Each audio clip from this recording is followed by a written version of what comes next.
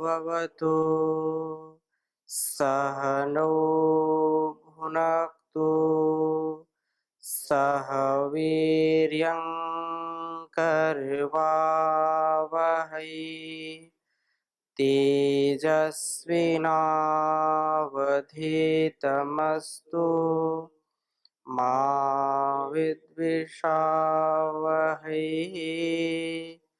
ओम शांति शांति शांति। वैदिक जीवन पद्धति की इस कक्षा में आप सबका हार्दिक स्वागत है, अभिनंदन है। हम यज्ञ के विषय में चर्चा कर रहे हैं और यज्ञ का विषय इतना विस्तृत है कि इसका बखान जितना हम करते हैं उतना लगता है कम है। फिर भी बातों को सुन करके, समझ करके, जान करके हमारे जीवन में उत्साह आता है। हम हतोत्साहित नहीं होते हैं। किसी चीज को जब बार बार सुनते हैं, बार बार पढ़ते हैं या हमको बार बार सुनाया जाता है तो निश्चित रूप से वो संस्कार फिर हमारे अंदर आने लगते हैं। उसके प्रति हमारा भाव जागृत होने लगता है। अतः जो भी हमारे लिए और इस संसार के लिए शुभ है, जो हमारे लिए इस संसार के लिए कल्याणकारी है, ऐसी बातों को बार बार सुनना, समझना, मनन करना और वैसा जीवन बना करके इस संसार का कल्याण करना हमारा परम कर्तव्य है, प्रत्येक मनुष्य का परम कर्तव्य है। अतः अपनी संतानों को भी हम ऐसी सुशिक्षा से उत्प्रोत करें, ऐसे सुसंस्कारों से सुसज्जित करें जिससे उनका जीवन दिव्यता से परिपूर्ण हो जाए, भव्यता से परिपूर्ण हो जाए, एक भी उनके अंदर न्यूनता ना आने पाए। वो अपने जीवन को चरम उत्कर्ष पर ले जा करके इस संसार को भी उसकी ओर प्रगति करा सकें, उसको गति दिला सकें। और इससे पिछली कक्षा में 3 यज्ञों की बात कही थी। प्रथम यज्ञ क्या था? अग्नि यज्ञ। दूसरा यज्ञ क्या था? शिक्षा यज्ञ। और तीसरा यज्ञ गृहस्थ यज्ञ। ये 3 चीजें हमारे जीवन में जरूर होनी चाहिए। अग्निहोत्र यदि हम करते हैं तो उसमें भाव से हम करें उसको। बिना भाव के, बिना श्रद्धा के यदि हम करते हैं तो उसका लाभ नहीं मिल पाता। हमको उससे जो मिलना चाहिए वो मिल नहीं पाता है। इसलिए वहां कहा कि जो अग्नि यज्ञ करने वाले 2 प्रमुख हैं, एक यजमान है और एक पुरोहित है। उन दोनों की पवित्रता, आंतरिक शुचिता होनी चाहिए और यज्ञ के महात्म्य को समझना चाहिए, उसके महत्व को समझ करके करें। दूसरा यज्ञ कहा था ज्ञान यज्ञ कह लें अथवा शिक्षा यज्ञ कह लें। तो ज्ञान यज्ञ में भी 2 प्रमुख हैं इसके, एक गुरु है, एक शिष्य है। गुरु और शिष्य दोनों का इतना भाव होना चाहिए, अभिन्न भाव से उस शिक्षा के प्रति, ज्ञान के प्रति ओतप्रोत होकर के अपने को लगाना चाहिए। जिसका ज्ञान जितना उत्तम होगा, जितना उच्च होगा, उतना ही व्यक्ति का व्यक्तित्व उच्च होगा। हाँ, ये बात अलग है कि कोई व्यक्ति बहुत ज्ञान को अर्जित करके उसका आचरण नहीं करता तो उसको हमको ज्ञानी नहीं समझना चाहिए। केवल शाब्दिक ज्ञान तो उसके अंदर हो गया है, लेकिन उसने कभी भी आचरण में उसको उतारा नहीं तो वो पूरा पूरा ज्ञानी नहीं हो सकता। आंशिक ज्ञानी तो जरूर है वो। इसलिए विद्या को अर्जित करने के लिए, विद्या रूपी यज्ञ को संपन्न करने के लिए व्यक्ति का, अर्थात व्यक्ति से तात्पर्य जो अध्यापक है, जो उपाध्याय है और जो शिष्य है, उन दोनों को पढ़ने और पढ़ाने में पूरा उत्साह होना चाहिए, उसके प्रति श्रद्धा होनी चाहिए। जबरदस्ती अध्यापक पढ़ा रहा है, जबरदस्ती बंधे बंधे विद्यार्थी पढ़ रहे हैं तो वो विद्या फलदायी नहीं हो सकती है। उत्साह हो, श्रद्धा हो। आगे एक मंत्र आएगा, उसकी भी हम चर्चा करेंगे। तो श्रद्धा से ही यज्ञ पूर्ण होता है, इसके बिना कभी पूर्ण नहीं हो सकता है। और तीसरा यज्ञ क्या कहा था? गृहस्थ यज्ञ। गृहस्थ रूपी जो संस्था है, गृहस्थी जो है, उसकी स्थिति तभी अच्छी हो सकती है जब उनके दो प्रमुख, पति और पत्नी, उनका जीवन दिव्यता से परिपूर्ण हो, उनके अंदर ललक हो, उनके अंदर समर्पण हो, उनके अंदर श्रद्धा हो कि ये जो समाज को मैं कुछ देने वाला हूं या देने वाली हूं, वो गृहस्थ रूपी यज्ञ से ही संपन्न हो सकता है। जब गृहस्थी का यज्ञ ठीक ठीक चलेगा, गृहस्थी कल्याण को प्राप्त होगी, तो समाज भी कल्याण को प्राप्त होगा। पति पत्नी में झगड़ा चलता है तो सुसंतानें कैसी होंगी? पति पत्नी का द्वेष बढ़ता है तो उनसे उत्पन्न होने वाली संतानें, उन कोई व्यवस्था नहीं है या कोई एक प्रकार से कहें कि सोच विचार करके कोई कार्य नहीं करना है, केवल मैं तू में काम करना है, तो उनकी संतानें भी कभी अच्छी नहीं हो सकती हैं। संतानें उन्हीं की दिव्य हो सकती हैं जिनका गृहस्थ यज्ञ अच्छा होगा। अर्थात ये यज्ञ, पति का कर्तव्य ठीक ठीक निभाना, यज्ञ करना है। पत्नी अपने कर्तव्य को ठीक ठीक निभा रही, वो भी यज्ञ कर रही है। और दोनों मिलकर के जब यज्ञ करते हैं, उससे जो मिलता है, जो सुसंतान की प्राप्ति होती है, वो यज्ञ का फल होता है। जैसा जिसका कर्म होगा वैसा उसको फल मिलेगा। इसलिए पति भी और पत्नी भी दोनों एक दूसरे का सम्मान करें, दोनों एक दूसरे की बात माने। जैसे यजमान को कल्याण को प्राप्त होना है तो उसको पुरोहित की बात माननी पड़ेगी। पुरोहित भी उसको गलत सलाह न दे। गुरु को भी उचित है कि विद्यार्थी को, जो शिष्य है, उसको उचित परामर्श दे, उचित उसको मार्ग दिखाए। और शिष्य का भी कर्तव्य है कि अपने गुरुजनों की सेवा करे, अपने गुरुजनों की आज्ञा का पालन करे, तब जाकर के दोनों यज्ञ पूरे होते हैं। इसी प्रकार से तीसरा यज्ञ, पति पत्नी की बात को मानता हो, पत्नी पति की बात को मानती हो। अगर दोनों में विपरीत आचरण की स्थिति है तो ये कभी भी यज्ञ कभी संपन्न नहीं हो सकता है। तो गृहस्थ में यज्ञ चलता रहता है, अनवरत यज्ञ चलता है, लेकिन इसको हम समझें। तो इन 3 प्रकार के यज्ञों की पिछली कक्षा में चर्चा की थी, पुनः उसको मैंने दोहराया है। और ये बहुत बड़ा विज्ञान है, इसको जान करके व्यक्ति विद्वान बन करके अपने जीवन को महान बना सकता है। घर में 4 आवश्यक कार्य होने चाहिए। 4 आवश्यक कार्य यजुर्वेद के इस 19वें अध्याय में 18वां मंत्र कहा कि घर में 4 आवश्यक कार्य होने चाहिए, निश्चित रूप से होने चाहिए। और क्या कहा कि हविर्धानम यदस्विना अग्निध्रम यत् सरस्वती इंद्रायेन्द्रम सदस्कृतम पत्नीशालम गार्हपत्यः। इसको एक बार लिखेंगे, फिर इसके अभिप्राय को आपके समक्ष में रखूंगा। उच्चारण करेंगे एक बार। हविर्धानम यदश्विना अग्निध्रम यत् सरस्वती इंद्राइंद्रम सदस्कृतम पत्नीशालम गार्हपत्यः। हविर्धानम यदश्विना अग्निध्रम यत् सरस्वती इंद्राइंद्रम सदस्कृतम पत्नीशालम गार्हपत्यः। यजुर्वेद का जो 19वां अध्याय है उसके यह 18वें मंत्र में शिक्षा दी जा रही है कि हमको यदि घर में इन 4 कार्यों को करने का सामर्थ्य प्राप्त होता है तो हम सबके लिए सौभाग्य की बात है।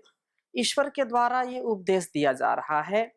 जो अश्विना, जो प्राण आपान अपेक्षित है, तो आवश्यक है कि हम हविर्धान अर्थात अग्नि कुंड में हवि का आह्वान करें, अर्थात घर में नियम से अग्निहोत्र करना चाहिए।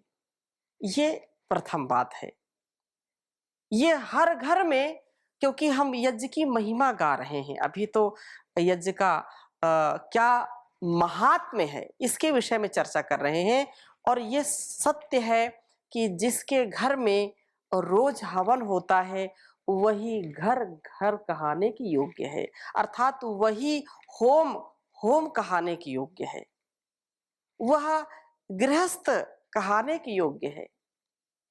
इसलिए जो बात यहाँ पर, क्योंकि वेद का आदेश है, उपदेश है, संदेश है हमारे लिए, और वेद धर्म का साक्षात प्रमाण है। परमम प्रमाणम अस्ति, परम प्रमाण है, इससे बढ़कर के कोई प्रमाण नहीं है। शब्द प्रमाण, आगम प्रमाण।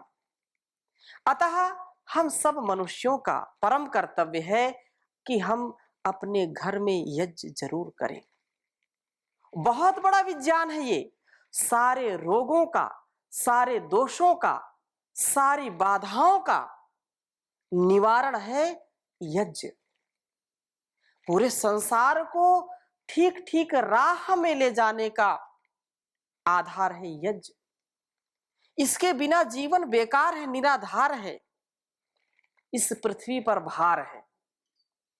इसलिए संसार रूपी इस परिवार को चलाने के लिए केवल एक ही यज्ञ हमारा आधार है। इसको आधार बना करके हम आगे कार्य करें। तो ये हर घर में 4, इसमें कोई हिंदू, मुस्लिम, सिख, ईसाई, बौद्ध, जैन आदि पारसी, कोई वेद सबके लिए एक है, ईश्वर की वाणी है। हाँ, जो इसके तथ्य को, इसके सत्य को नहीं जानते हैं वो दुर्बुद्धि, अल्पज्ञ, अविवेकी जन इसमें दोष निकाल सकते हैं, लेकिन वास्तव में ये मनुष्य मात्र के लिए ज्ञान है। चाहे वो इस समय वर्तमान में जो महामारी फैली हुई है चीन में, उसका भी एक ही उपाय है, यज्ञ। यज्ञ हम करेंगे, यज्ञीय जीवन रखेंगे, आहार विचार व्यवहार शुद्ध रखेंगे, तो हमको महामारी कभी दबा नहीं सकती। हमारे परिवार में, हमारे समाज में, हमारे राष्ट्र में और इस पूरे विश्व में महामारी नहीं आ सकती यदि सब ऐसा बन जाए तो घर घर से ही गांव बनता है, और गांव गांव से जनपद बनता है, जनपद जनपद से प्रांत बनता है, प्रांत प्रांत से राष्ट्र बनता है। तो यहां पर यही बात कही कि हविर्धानम, हवि का आधान करने वाला होना चाहिए गृहस्थी। यदि घर है तो घर में हम रोज यज्ञ करें, जितना सामर्थ्य उससे करें। यज्ञीय हमारा स्वभाव होना चाहिए, क्योंकि इससे वायु शुद्धि होगी, रोग अभिसंहार होगा, प्राण आपान में वृद्धि होगी, क्योंकि प्राण आपान भी हमारे तभी ठीक ठीक कार्य करते हैं जब वातावरण शुद्ध होगा, पवित्र होगा। और यदि हम सरस्वती अर्थात ज्ञान की देवता की आराधना करना चाहते हैं, अर्थात ज्ञान प्राप्त करना चाहते हैं, तो अग्निध्रम, अग्निध्र की शरण में जाएं। यह अग्निध्र क्या है? आचार्य है। यह विद्यार्थी में ज्ञान अग्नि का आधान करता है। एक अग्नि वो हो गई जो हवि हम जिसमें प्रदान करते हैं, जो लौकिक अग्नि है जिसमें पदार्थों को डालते हैं और वो पदार्थ कई गुना अपने गुण को बढ़ा करके इस संसार में सुगंधि को, आरोग्यता को फैलाते हैं। ये एक पहला कार्य हुआ। दूसरा कार्य क्या है कि अग्निध्रम यत सरस्वती, दूसरी अग्नि का आधान है ज्ञान अग्नि का आधान। ज्ञान अग्नि का आधान कैसे होगा? ज्ञान अग्नि का आधान होगा समर्थ गुरुओं की शरणागति प्राप्त करके, समर्थ आचार्यों की संगति में आकर के, समर्थ गुरुओं के सन्निधि में आकर के जब हम ज्ञान को अपने अंदर अवतरित करते हैं, ज्ञान की स्थापना करते हैं, तो हमारे अंदर की जो बुराइयां हैं, जो दुर्गुण हैं, दुर्व्यवहार हैं, वो सारे नष्ट होकर के पवित्रता, शुचिता और आनंद की अनुभूति देने वाले होते हैं, अंदर की आरोग्यता को बढ़ाने वाले होते हैं। इसलिए ऐसा हमारा कर्तव्य होना चाहिए। ज्ञान के आधान के लिए हमको समर्थ गुरुओं की शरणागति की प्राप्ति करनी चाहिए, अर्थात ज्ञान प्राप्त करना है, सरस्वती की प्राप्ति करनी है। जो सरस्वती जो विद्या की देवी है या देवता है, उसकी यदि हमको प्राप्ति करनी है तो हमको अग्निध्रम अर्थात गुरु की शरण में, आचार्य की शरण में जाना चाहिए। और यह विद्यार्थी में ज्ञान अग्नि का आधान करता है। वेद में अन्यत्र यही भावना अग्निना अग्नि ही समिध्यते, ये बात आई है कहीं। तो अग्निना अग्नि समिध्यते इन शब्दों में कही गई है कि अग्नि से अग्नि समिध्यते। इंद्राय इंद्र बनने के लिए अर्थात आत्मशक्ति के विकास के लिए ऐन्द्रम सदस्कृतम, परमेश्वर की उपासना का गृह बनाया गया है। घर में एकांत शांत स्थान का निर्माण हुआ है। यहाँ बैठकर के वह हैमवर्ची ही प्रभु का उपासन करता है और अपने अंदर उस प्रभु की शक्ति को प्रवाहित करने का प्रयत्न करता है। प्रभु की शक्ति से संपन्न होकर के ही यह इंद्र बन पाता है। तीन बातें हो गई। पहली बात, अग्नि होत्री बने अर्थात वो अग्नि का हविर्धानम, क्या कहा? हविर्धानम, हवि का आधान करने वाला हो अर्थात यज्ञ करने वाला हो, अग्नि कुंड में हवि देने वाला हो, हवि का आह्वान करने वाला हो। दूसरी बात क्या कही कि ज्ञान अग्नि का आधान अपने अंदर करने के लिए उसको समर्थ गुरुओं की शरणागति को पाना है, उनके सन्निधि में जाना है। तीसरी बात क्या कही कि सुख और शांति की प्राप्ति करनी, उसको सुख और शांति की प्राप्ति करनी है तो उसको ऐन्द्रम सदा कृतम, उसको पूरा सामर्थ्यशाली बनना है, ऐश्वर्यशाली बनना है, तो उस परमात्मा की शरणागति की प्राप्ति करनी होगी उसको। और परमात्मा की शरणागति कैसे प्राप्ति होगी? उसकी प्राप्ति का साधन है मन में शांति का होना। मन में शांति कब आएगी? जब व्यक्ति एकांत में होगा। दो चीजें यहाँ पर है, एक तो एकांत स्थान की बात है, दूसरी बात यह है कि हम बीचों बीच में रहें, सबके बीच में रहें, पूरे संसार के बीच में भी रह करके पूर्ण शांत रहें। जैसे समुद्र में लहरें खूब आती हैं, लेकिन बीच समुद्र में शांति होती है। समुद्र में शांति है और समुद्र में क्रांति, दोनों चीजें हैं। तो शांति और क्रांति दोनों एक साथ हो सकते हैं। एक तरफ योग है, एक तरफ युद्ध है, वो हमारे साथ होते रहते हैं, चलते रहते हैं। लेकिन अंदर से हम पूर्ण शांत हो, सागर के जैसे अंदर, जैसे अंदर बिल्कुल सागर शांत होता है और बाहर ऊपर ऊपर वो उत्साह में रहता है, वैसे हमारे अंदर उत्साह तो हो, सात्विक उत्साह हो, लेकिन अंदर से पूरी शांति हो। शांति युक्त, प्रकाश युक्त, ज्ञान युक्त व्यक्ति ही संसार में उन्नति प्राप्त कर सकता है। अतः ये घर में ये आवश्यक, जिस घर में शांति नहीं है, जिस घर में कलह है, जिस घर में एक दूसरे की टांग खींची जाती है, जिस घर में एक दूसरे पर आक्षेप लगाए जाते हैं, जिस घर में एक दूसरे के प्रति अविश्वास पैदा किया जाता है, जिस घर में एक दूसरे का सम्मान नहीं किया जाता है, उस घर में कभी भी शांति का आधार नहीं हो सकता है। इसलिए शांति का आधान करने के लिए घर में एक कोना ईश्वर की स्थापना के लिए होता है कि भाई ये कोना यहाँ पर बैठ करके थोड़ा सा ध्यान करेंगे। लोग छोटे छोटे मंदिर भी बना लेते हैं या ध्यान कक्ष बना लेते हैं। उससे यदि पहले के समय में कोप भवन भी होते थे, बड़ा विज्ञान था। ये भारतीय संस्कृति, आर्यावर्त की संस्कृति, ऋषियों की संस्कृति। बड़े बड़े राजमहल होते थे। किसी को क्रोध भी करना है तो बाहर नहीं कर सकता क्रोध, कोप भवन में जाकर क्रोध करो, कोप भवन में जाकर के क्रोध हो, कुछ करो। वहीं ध्यान के लिए अलग होता था, ध्यान का कक्ष अलग होता था। ध्यान से ही समाधान है, ध्यान से ही सारे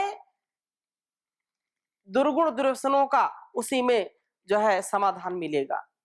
इसलिए कहा, तीसरी जो बात यहां पर कही है कि ध्यान उस ईश्वर का एकांत शांत स्थान में उसका ध्यान करना, उस प्रभु की उपासना करना।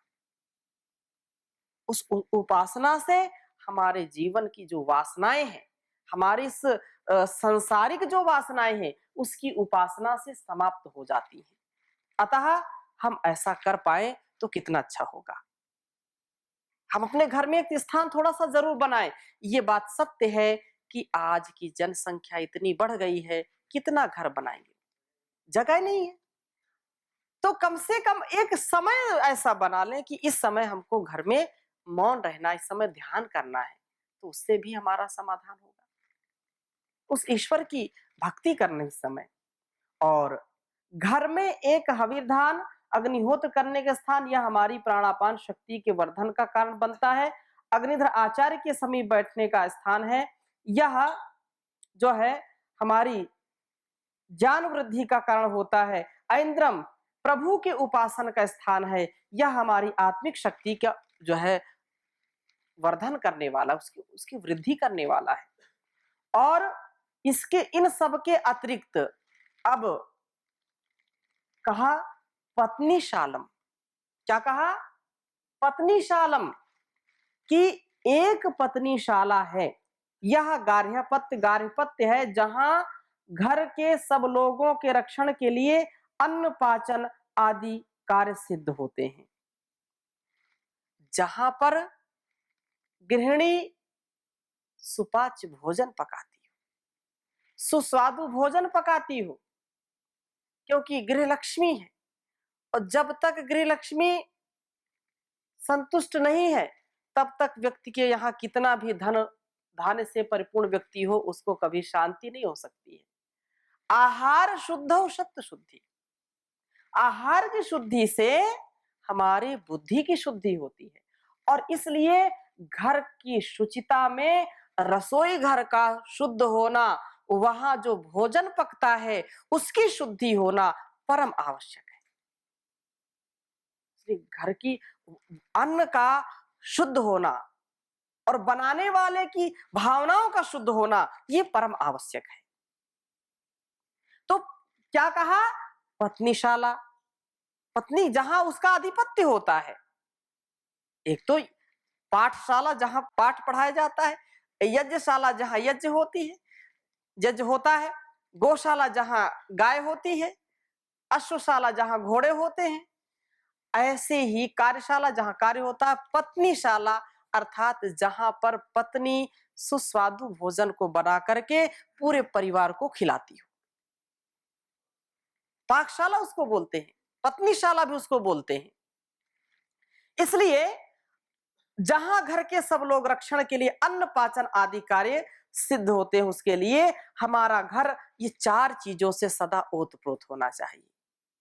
अग्निर्धानम अवश्यम, आग्निध्रम यत सरस्वती, इंद्रम सदकृतम, पत्नीशालम गार्हपत्यम।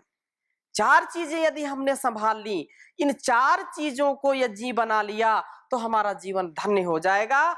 इसलिए कहा हमारा घर हविर्धान हो, अग्निद्र ऐन्द्र सदस्य तथा पत्नीशाल हो, उसमें अग्निहोत्र आचार्यों से ज्ञानोपार्जन प्रभु की उपासना तथा गृह संबंधी कार्य उत्तमता से चलते रहे। यही बात हमको ध्यान में रखनी चाहिए। पत्नीशालम गार्हपत्या शब्द से यह बात स्पष्ट है कि पत्नी का स्थान घर में है, उसे गृह कृत्यों में निपुण बन करके घर के कार्यों में उत्तमता से बरतना चाहिए। केवल उसका, क्योंकि पत्नी विशेष रूप से रसोई के लिए बोलते हैं कि भाई गृहिणी है, तो घर में सब कुछ आता है। घर में अच्छी गृहस्थी किसकी होगी? जिसकी गृह लक्ष्मी अच्छी होगी, सद्विवेकी होगी, बुद्धिमती होगी, गुणवती होगी, वही घर अच्छा होता है। इसलिए उसको अर्धांगिनी बोलते हैं। तो आज की कक्षा में इतनी ही चर्चा, अगली कक्षा में और चर्चा करेंगे। ये हमारे जीवन की उलझनों को सुलझाने वाला कार्यक्रम है। ये वैदिक जीवन पद्धति जिसको हम सुन करके समझ करके यदि किंचित मात्र भी अपने जीवन में उतारते हैं तो निश्चित मानिए हमारा परिवार, हमारा संसार सुखमय बनेगा, शांतिमय, आनंदमय बनेगा। इन्हीं शुभकामनाओं के साथ आज की कक्षा में यहीं पर विराम लेते हैं। ओम शांति शांति शांति।